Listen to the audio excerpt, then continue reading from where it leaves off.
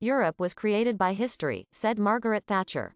In this lecture you will learn how the borders of Europe changed through the years. We will tackle on how the map of Europe has been redrawn since the Greek civilization. Europe as a continent plays a vital role in our world today. Historically, Europe has been the bedrock of ideologies, political and economic thought, philosophy, and significant world events that changed the course of history. The cradle of Western philosophy, beliefs, and world systems. The trailblazer of ideas and the conquerors of the East. What is Europe? Firstly, of course, it is a continent made up of countless disparate peoples, races and nations, and governed by different ideas, philosophies, religions and attitudes. Nonetheless, it has a common thread of history running through it, stitching the lands and peoples of its past and present together into one fabric. This narrative is welded together by the continent's great institutions, such as the Church of Rome, the Holy Roman Empire, the European Union, individual monarchies, trade organizations and social movements. What is the origin of Europe? From almost the beginning of time, men have harbored aspirations to make this vast territory one.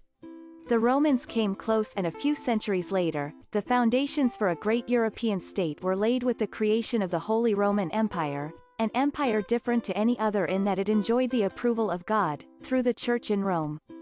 Napoleon overreached himself in attempting to create a European-wide empire, as did Adolf Hitler. But failed. Do we see United States of Europe, or is this just an idea, a construct? Now, however, Europe is as close as it ever has been to being one entity. The European Union is an ever-expanding club of which everyone in Europe wants to be a member, although, as the recent rejection of the European Constitution by the French and the Dutch demonstrates, we Europeans still cling to our national independence. So where is Europe located? Europe is part of the Asian landmass, however the Urals divides it. It plays as a natural barrier to Asia and Europe. It is a peninsula of peninsulas. The northern part constitutes the Jutland and the Scandinavian. The southern part is composed of the Iberian Peninsula, Italian Peninsula, Anatolian Peninsula and the Crimean Peninsula. By the way, these peninsulas played a vital role in the historical development of Europe and the Balkan region. Bodies of water which are the lifeline of Europe's economy.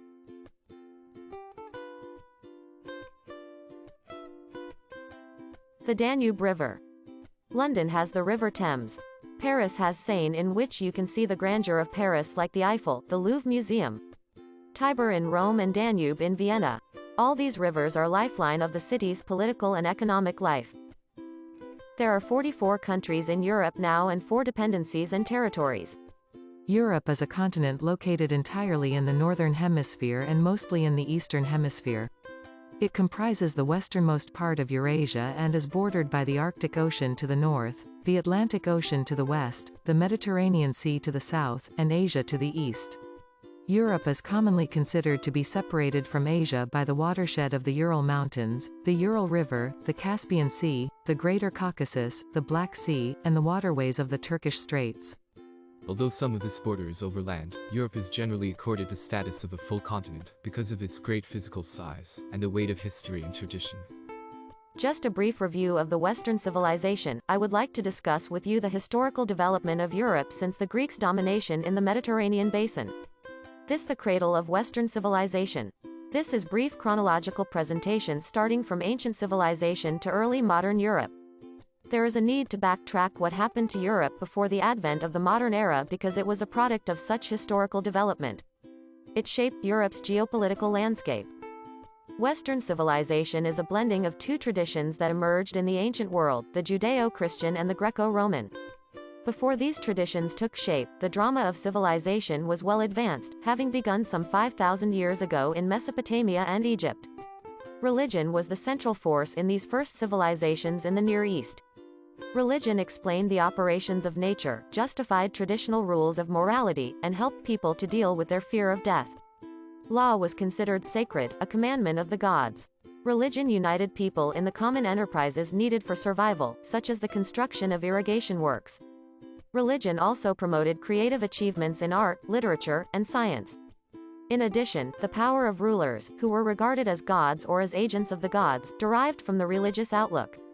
The many achievements of the Egyptians and the Mesopotamians were inherited and assimilated by both the Greeks and the Hebrews, the spiritual ancestors of Western civilization. But Greeks and Hebrews also rejected and transformed elements of the older Near Eastern traditions and conceived a new view of God, nature, and the individual. The Hebrews, by asserting that God was one, sovereign, transcendent, and good, the Hebrews effected a religious revolution that separated them forever from the world views of the Mesopotamians and Egyptians. This new conception of God led to a new awareness of the individual. In confronting God, the Hebrews developed an awareness self, or I. The individual became conscious of his or her moral autonomy and personal worth. The Hebrews believed that God had bestowed on his people the capacity for moral freedom. They could choose between good and evil.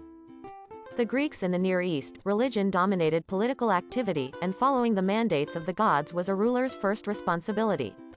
What made Greek political life different from that of earlier civilizations, and gives it enduring significance, was the Greeks' gradual realization that community problems were caused by human beings and required human solutions.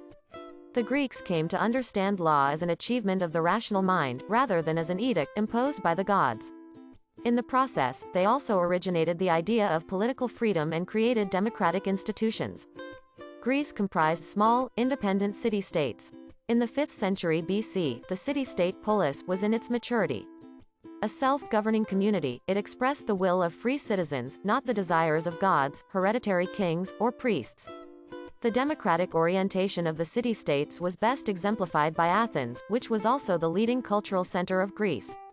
In the assembly, which was open to all adult male citizens, Athenians debated and voted on key issues of state.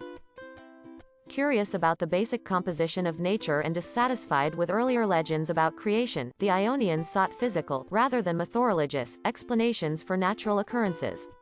They maintained that nature was not manipulated by arbitrary and willful gods and that it was not governed by blind chance.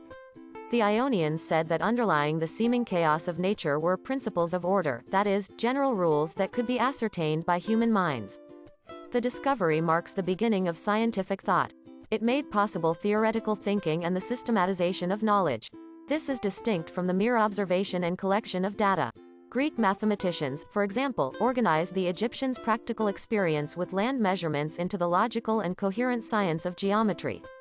The Greeks also used the data collected by Babylonian priests, who observed the heavens because they believed that the stars revealed their gods' wishes. By the 5th century, the Greek mind had applied reason to the physical world and to all human activities. This emphasis on reason marks a turning point for human civilization. In their effort to understand the external world, early Greek thinkers had created the tools of reason. Greek thinkers now began a rational investigation of the human being and the human community. The key figure in this development was Socrates. Socrates' central concern was the perfection of individual human character and the achievement of moral excellence. Excellence of character was achieved, said Socrates, when individuals regulated their lives according to objective standards arrived at through rational reflection, that is, when reason became the formative, guiding, and ruling agency of the soul. Socrates wanted to subject all human beliefs and behavior to the clear light of reason and in this way to remove ethics from the realm of authority, tradition, dogma, superstition, and myth. He believed that reason was the only proper guide to the most crucial problem of human existence, the question of good and evil. Plato, Socrates' most important disciple, used his master's teachings to create a comprehensive system of philosophy, which embraced the world of nature and the social world. Socrates had taught that there were universal standards of right and justice and that these were arrived at through thought. For Plato, this higher reality, he said, is the realm of ideas, or forms, unchanging, eternal, absolute, and universal standards of beauty, goodness, justice, and so forth. Truth resides in this world of forms and not in the world revealed through the human senses. Aristotle, Plato's student, was the leading expert of this time in every field of knowledge, with the possible exception of mathematics. Aristotle objected to Plato's devaluing of the material world. But unlike Plato, Aristotle held that to obtain such knowledge, the individual must study the world of facts and objects revealed through sight, hearing, and touch. Aristotle adapted Plato's stress on universal principles to the requirements of natural science.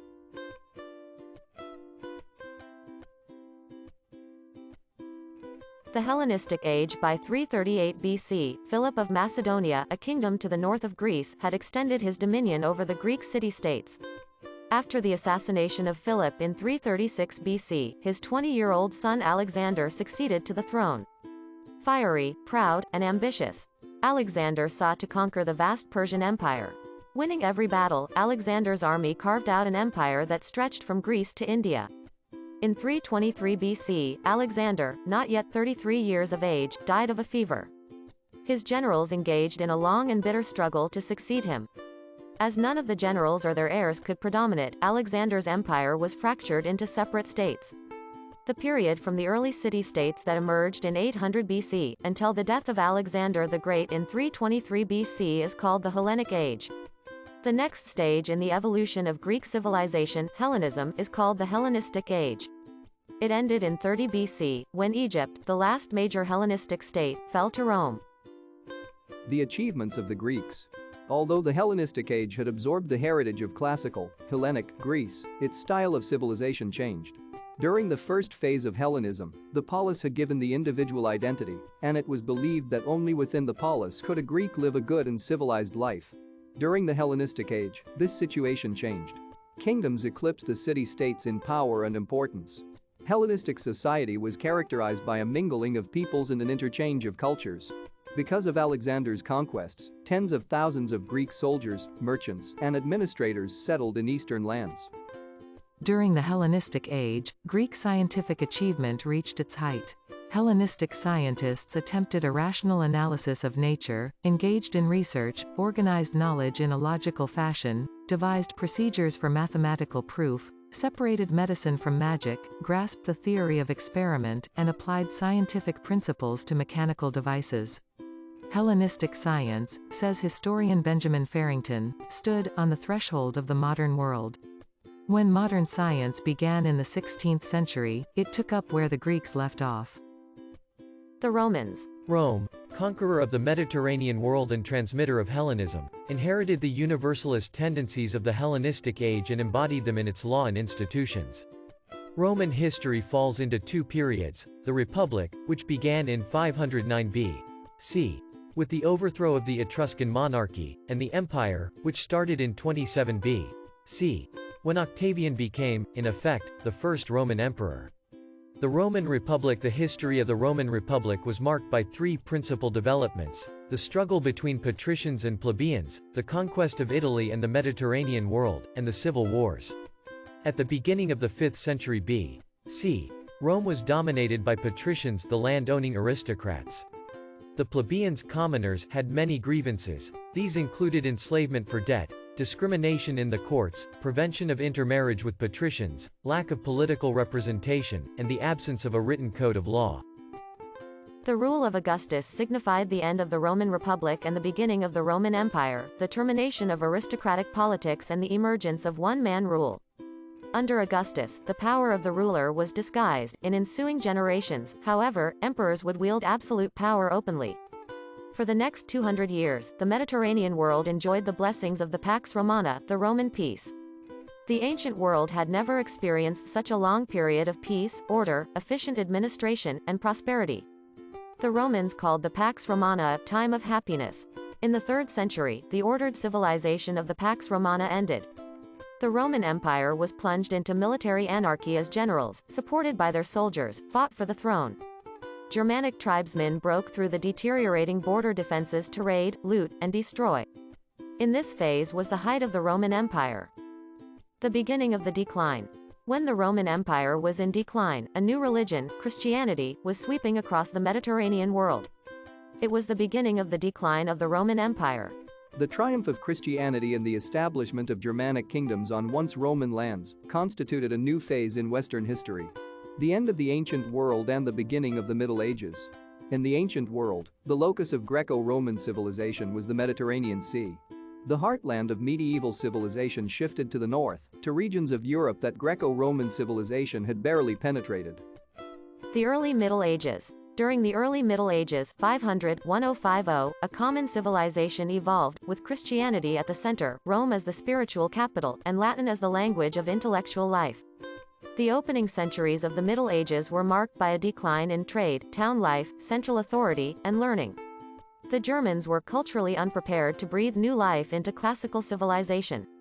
Christianity was the integrating principle of the Middle Ages, and the Church the dominant institution.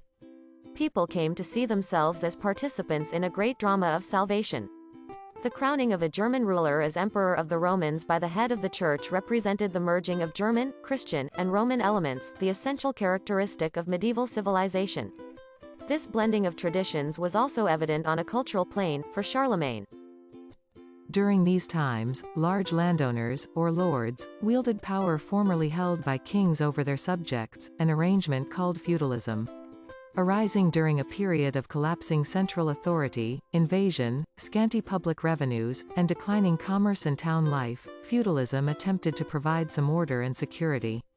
The principal feature of feudalism was the practice of vassalage, in which a man in a solemn ceremony pledged loyalty to a lord. The lord received military service from his vassal, and the vassal obtained land, called a fief, from his lord. A new class, the middle class, of merchants and artisans appeared. Unlike the lords and serfs, the members of this class were not connected with the land. Townspeople possessed a value system different from that of lords, serfs, or clerics. Whereas the clergy prepared people for heaven, the feudal lords fought and hunted, and the serfs toiled in small villages, townspeople engaged in business and had money and freedom.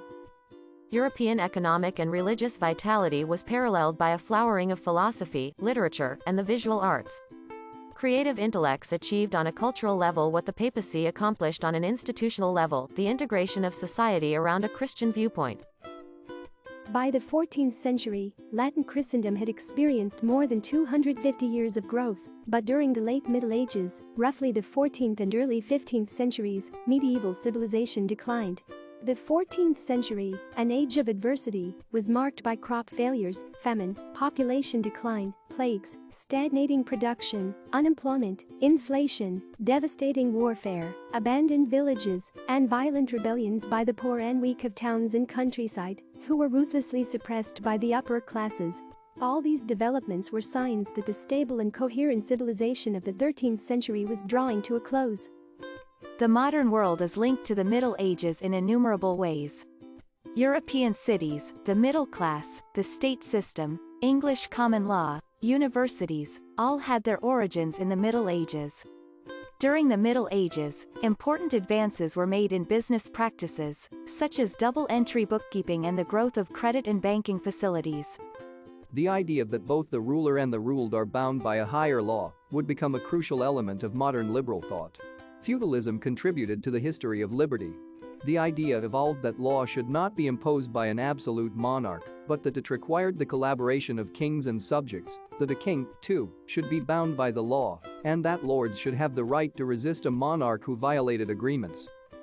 Early modern Europe. From the Italian Renaissance of the 15th century through the Age of Enlightenment of the 18th century, the outlook and institutions of the Middle Ages disintegrated and distinctly modern forms emerged. This radical change in European civilization could be seen on every level of society. On the economic level, commerce and industry expanded greatly, and capitalism largely replaced medieval forms of economic organization. In political life, central government grew stronger at the expense of feudalism. The Renaissance. Many new tendencies manifested themselves dramatically during the Renaissance, a period beginning about 1350 and lasting 2 centuries. The word Renaissance means rebirth, and it is used to refer to the attempt by artists and thinkers to recover and apply the learning and standards of ancient Greece and Rome. The Reformation. Like the Renaissance, the Reformation, which began with Martin Luther's attack on the Church, marked a break with the Middle Ages. Whereas the Renaissance turned away from medieval art and literary forms, the Reformation broke with the medieval religious outlook and ended the religious unity of the Middle Ages. The Reformation also promoted individualism. Protestants sought a direct and personal relationship with God and interpreted the Bible for themselves. They developed an inner confidence and assertiveness. This individualism may also have been expressed in a work ethic, compatible with capitalist forms of economic activity. The formation of nation-state. From the 13th to the 17th century, a new and unique form of political organization emerged in the West, the dynastic, or national, state, which, through taxes and war, harnessed the power of its nobility and the material resources of its territory. The state was simply a large territory generally with people speaking the same language who could very gradually imagine themselves as part of a community. Indeed, the European monarchs encouraged such thinking. Their right to rule had been established centuries earlier when a dynasty was founded, generally by the most militarily powerful noblemen.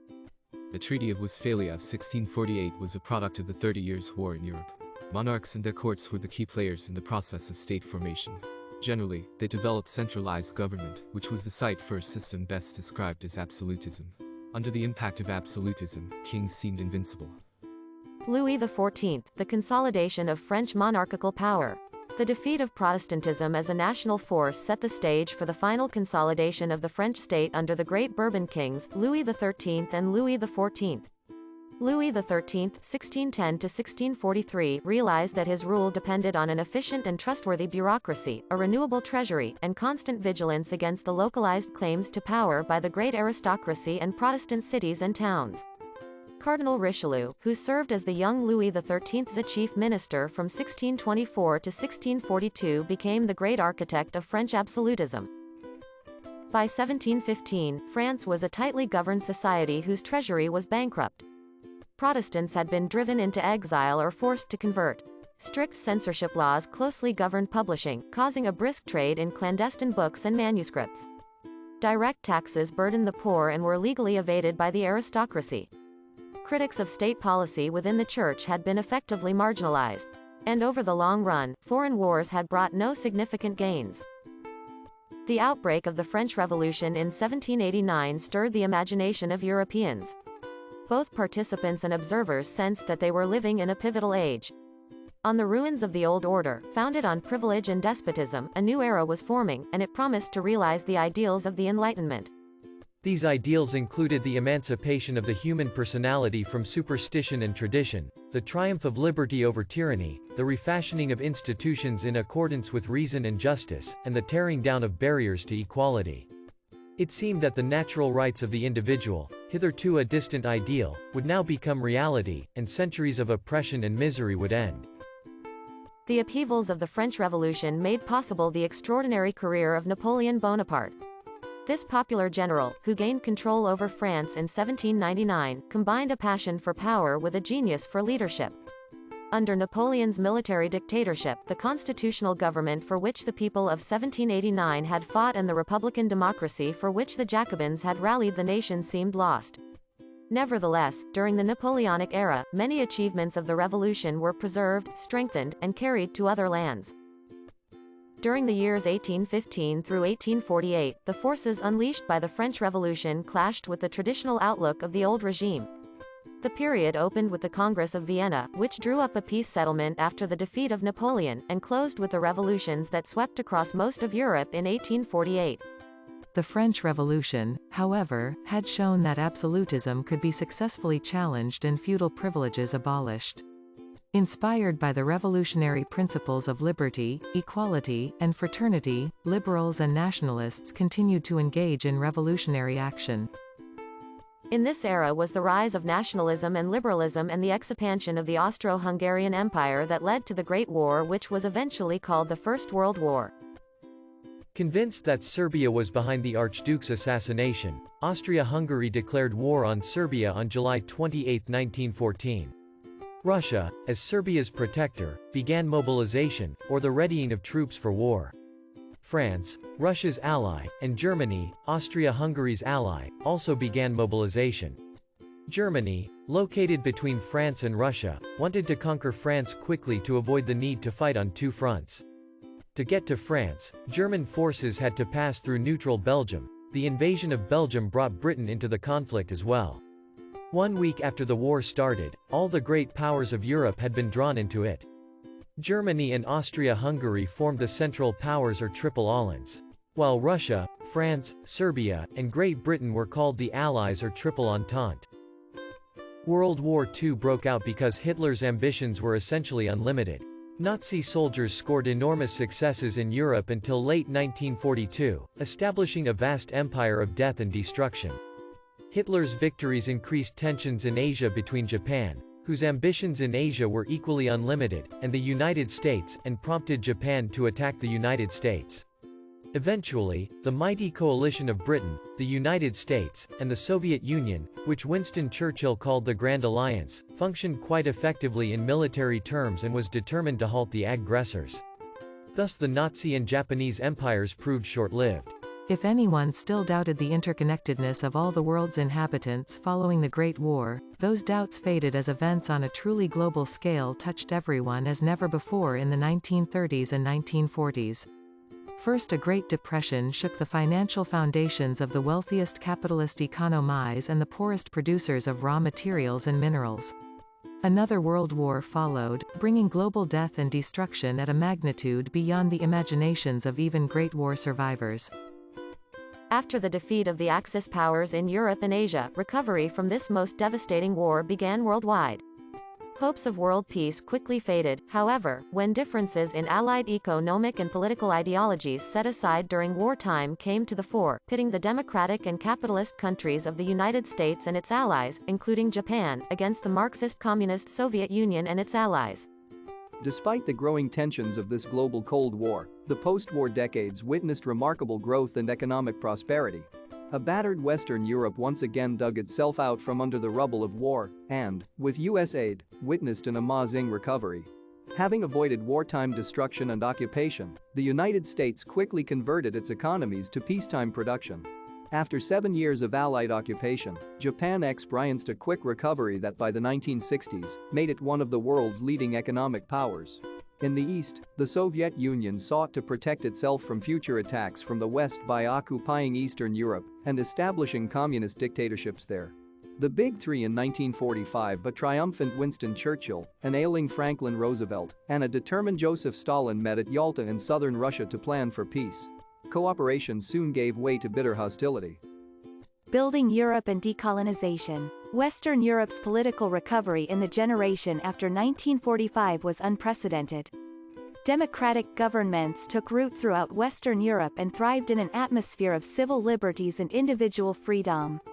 The changes in Germany were especially profound. Konrad Adenauer, the first chancellor of post-war West Germany, was largely responsible for West Germany's remarkable recovery from near-total devastation in World War II to its becoming the leading economic power in Europe.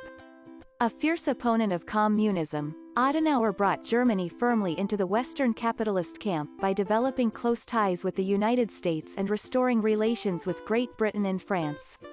Under his direction, Germany became a leading member of NATO and fully supported efforts at European unity. Global economic pressures encouraged the expansion and consolidation of the European Common Market, which in 1993 proudly rechristened itself the European Union (EU). The EU worked to add the free movement of European labor, capital, and services to the existing free trade in goods. In addition, member states sought to create a monetary union in which all EU countries would share a single currency. Membership in the monetary union required states to meet strict financial criteria defined in the 1991 Maastricht Treaty, which also set legal standards and anticipated the development of common policies on defense and foreign affairs. The move to the euro was one of the most controversial aspects of the Maastricht Treaty of 1991 that reshaped the EU and laid out a timetable for this monetary union. While some countries signed up, Britain, Denmark, and Sweden accepted the main terms of the treaty but refused to join the currency union, or Eurozone, the group of countries that use the new money. Citizens there rejected the euro, fearing its economic impact and its effects on national autonomy. To join the Eurozone, a country had to maintain stringent economic conditions, low inflation, tight budgets, and small deficits. In 2013, only 17 of the EU's 27 member states used the euro as their official currency. The Eastern Bloc was excluded in this.